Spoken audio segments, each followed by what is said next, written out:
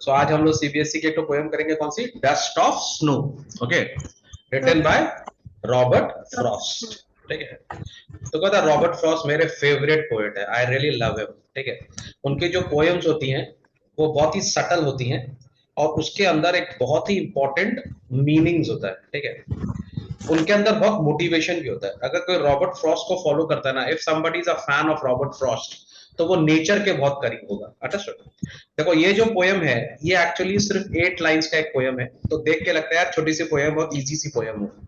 पर ये इजी सी पोयम तो है, लेकिन इस पोयम के अंदर एक बहुत बड़ा मैसेज है। ठीक है, और इसके अंदर बहुत सारी चीजें हैं जो आपको एक ही दिन के अंदर में, माने आपकी जो लाइफ है ना उसको चेंज करने का कैपेबिलिटी रखती है ये एक छोटी सी पोयम। हमारी बात में इसमें दो तीन चीज है जो कि उन्होंने इतने सुंदर ढंग से यूज किया है कि अगर आप इस पोयम का एसेंस समझोगे तो आपको लाइफ के एक बहुत ही अच्छा मॉरल आपको मिलेगा। ठीक है, उनकी एक तो पोयम थी stopping by woods on a snowy evening, उसमें 2 लाइन था, and the woods are lovely dark and deep but I have promises to keep and miles to go before I sleep and miles to go before I sleep. ये जो 4 line उन्होंने लिखी थी legendary lines थी।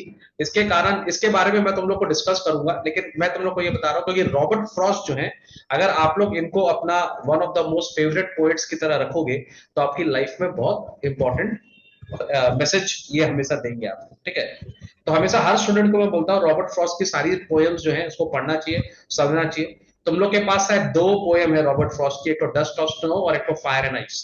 ठीक है, दोनों ही बहुत छोटी छोटी पोएम है, लेकिन उसका बहुत ही बड़ा इंपैक्ट आपकी लाइफ में आएगा अगर आप इस पोएम की मीनिंग समझ सको। ठीक है, तो इस पोएम में अगर हम देखेंगे तो उन्होंने बोला है, एक तो उन्होंने इंट्रोड्यूस किया है क्रो को। ठीक है, तो अब तुम खुद ही सोचो कि एक पोएट है, ठीक है, जो नेचर के बारे में बात कर रहे हैं, लेकिन बर्ड इंट्रोड्यूस कर रहे हैं क्रो। वो दुनिया का और भी तो कोई बर्ड इंट्रोड्यूस कर सकते थे, है ना, he could have used Nightingale use कर सकते थे, है ना, कुछ नहीं तो पिकॉक यूज कर सकते थे, स्पैरो यूज कर सकते थे, ठीक है, पिजन यूज कर लेते, डव यूज कर लेते, पर नहीं, उन्होंने यूज किया है क्रो।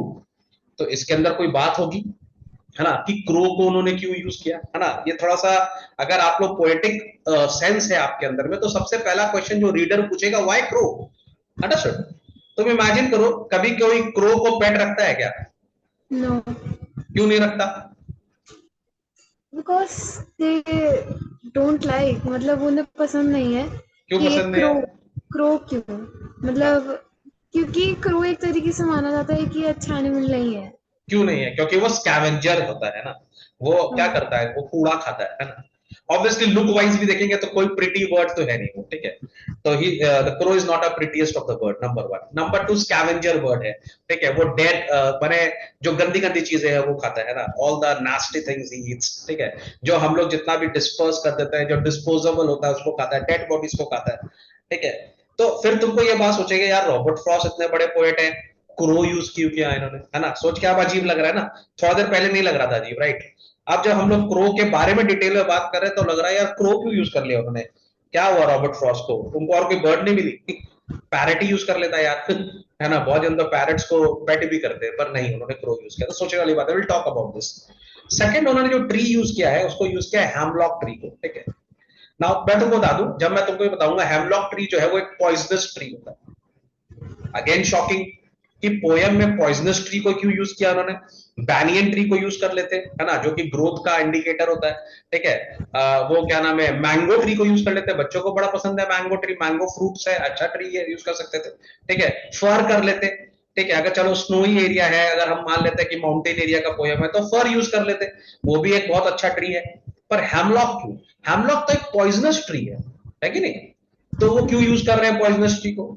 समझ में आ रही बात को? तो देखो उनका उनका ग्रेटनेस इसी चीज पे है कि वो जो अपनी बातें बोलना चाह रहे हैं ना, वो सिंबॉलिक कर रहे हैं। तो वो कितना सुंदर मैसेज पास कर रहे हैं वो, जब वो बता रहे हैं कि उनकी लाइफ जो है, ठीक है, जिस लाइफ में इतनी प्रॉब्लम्स चल रही हैं, ठीक है, माने उनकी life is going the hemlock way, उनकी life is going the crowish way. Understood? कहने का मतलब क्या है, जब हमारी लाइफ में एक क्रो है, जब हमारी लाइफ में एक हेमलॉक है, तो उन्होंने क्या यूज किया है, डस्ट ऑफ स्नो।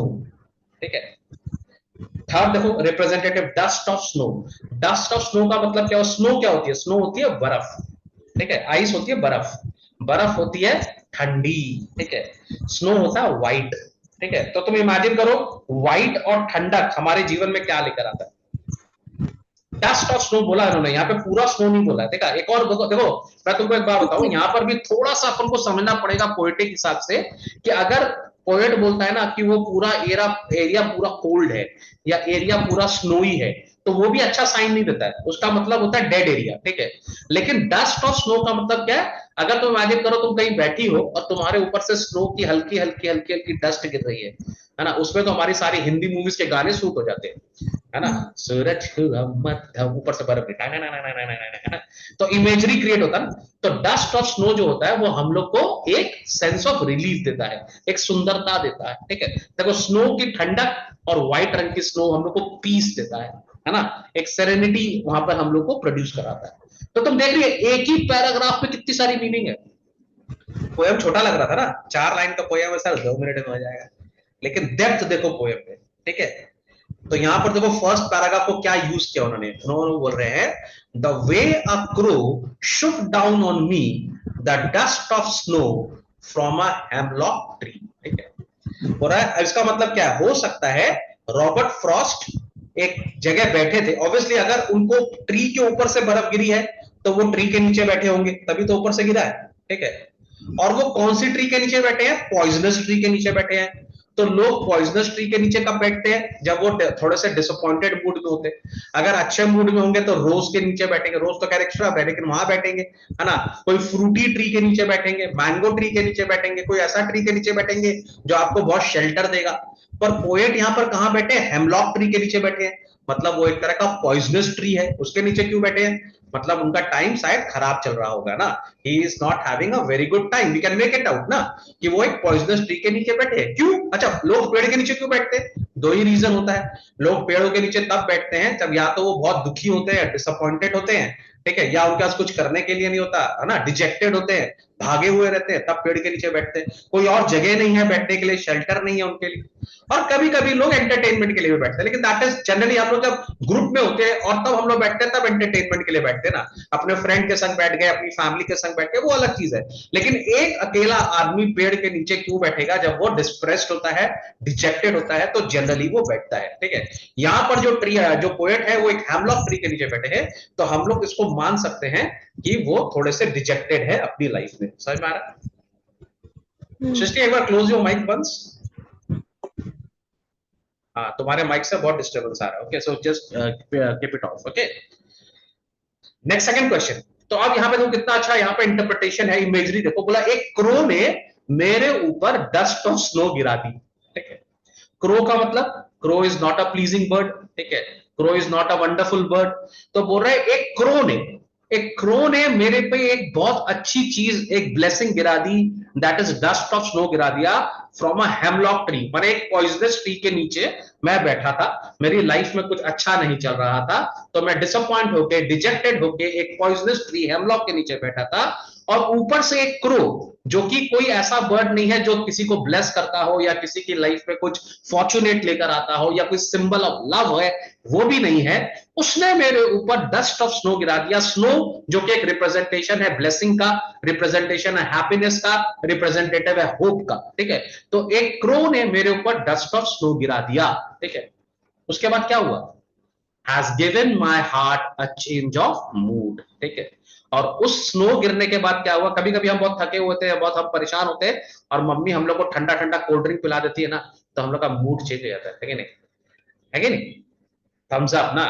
तो वैसे ही जब उसने मेरे ऊपर स्नो गिरा दिया तो मेरा चेंज ऑफ मूड हो गया। ठीक है, and saved some part of a day I had rued, और उस दिन मेरा मूड खराब था। ठीक है, लेकिन जब मेरे ऊपर ठंडी ठंडी स्नो गिरी, वो इतनी रिफ्रेशिंग थी कि मेरा जो दिन खराब जा रहा था और जो मेरा दिन का टाइम वेस्ट हो रहा था वो चेंज हो गया। अंडरस्टूड? नाउ इसका मॉरल क्या निकलता है, इसका मॉरल ये निकलता है कि लाइफ में कभी कभी हमारे संग ऐसे छोटे छोटे इंसिडेंट हो जाते हैं जो हम लोग को पूरा का पूरा चेंज कर देते हैं, माने हमारा मूड को पूरा चेंज कर देते हैं।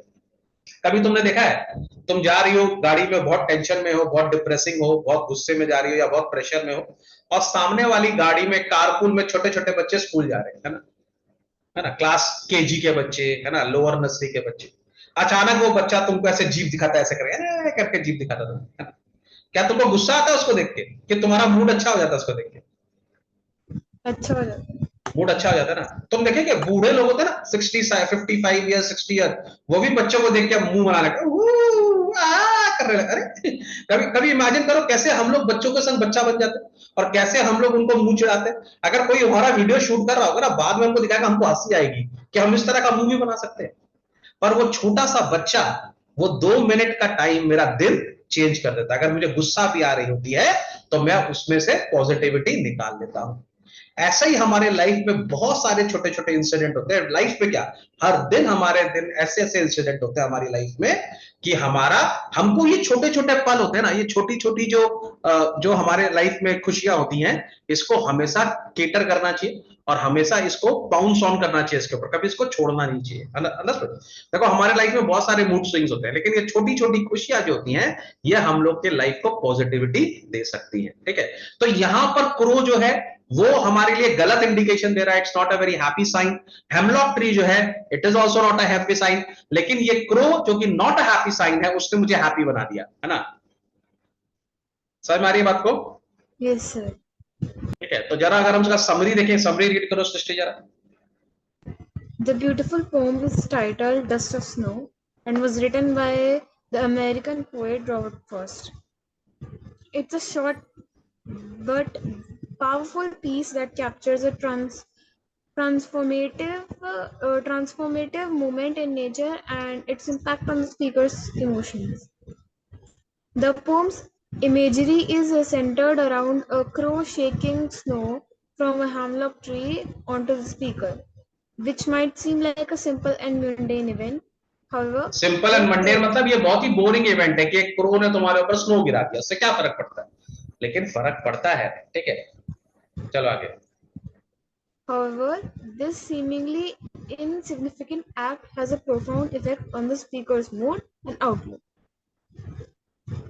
The ठीक है, the dust of dust of snow. Snow is symbolic of the unexpected and small joys that can come into a life even amidst challenging or gloomy day. This is the theme of the poem. ठीक है, क्या? Unexpected and small Joy, छोटी छोटी कुछ, बुआ आ गई घर में, टेंशन चल रहा था, अच्छा बुआ, अच्छा और टेंशन बढ़ जाएगा बुआ कहने से, मौसी आ गई ठीक है, तो खुशी की लहर दौड़ गई घर। ठीक है, the dust of snow is symbolic of the unexpected and small joys that can come into a life even amidst challenging on gloomy day. माने कभी कभी हमारा दिन जब अच्छा नहीं जाता, तब भी छोटी छोटी अनएक्सपेक्टेड खुशियां हमारे लाइफ में बहुत अच्छा टाइम लाती हैं। ठीक है, so the dust of snow represent a simple, pure and almost magical elements of nature that has the power to uplift the spirit and change the course of one's emotion. ठीक है, तो बहुत सारे nature में छोटी छोटी चीजें होती है जो हमारे मूड को चेंज कर देती है। अगर तुमने पोयम पढ़ा होगा डैफोडिल्स, उसमें भी हम लोग देखते हैं विलियम वर्ड्सवर्थ जो है बहुत दुखी होते हैं, वो जाते रहते हैं, अचानक वो डैफोडिल्स को देखते हैं और उनका मूड चेंज हो जाता है। समझ में आ गई पोयम? ठीक है, थीम समझ में आ गया पोयम का? अच्छा, याद रखना इसके बारे, इसका पूरा नोट्स अवेलेबल है, ठीक है, हम लोग के ऐप में, वहां से जाके आप नोट्स ले सकते हो, सारे क्वेश्चन आंसर इसके अंदर में है, वो जाके आप ले सकते हो और आप इसको एंजॉय कर सकते हो। Okay, Okay, sir. हाँ, तो ये तो फर्स्ट पोयम है। ओके।